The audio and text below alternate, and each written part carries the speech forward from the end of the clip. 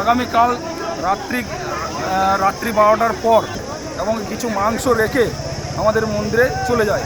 সেই পরিপ্রেক্ষিতে আজকের এই পথ অবরোধে প্রচুর লোকের সমাগম। তোমরা কি চাইছো তোমরা? আমরা অবিলম্বে দোষীর শাস্তি চাই। দোষীকে অবিলম্বে গ্রেপ্তার করতেই হবে। যতক্ষণ না গ্রেপ্তার হয়েছে আমাদের এই অবরোধ চলবে, আগামী দিনেও চলবে।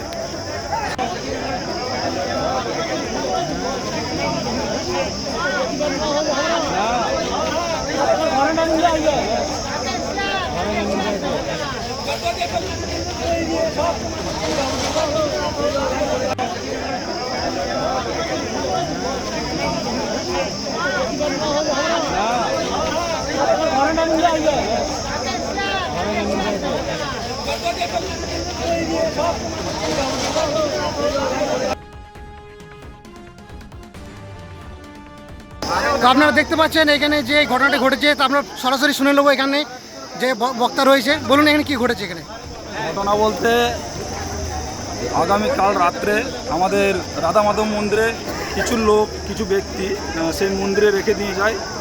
সেই মন্দিরে রেখে দিয়ে একটা হিন্দুদের মধ্যে বাধা বিবরণ সৃষ্টি করে। আর আজকের যে পথ অবরোধ আপনারা দেখতে পাচ্ছেন কত লোকের সমাগম। এই সমাগমটা হচ্ছে যে এই ধরনের অন্যায় কাজ করেছে অবিলম্বে তাকে গ্রেপ্তার করতে হবে। তার শাস্তির দাবিতে আমাদের এই রাজপথে নেমেছি আজকে।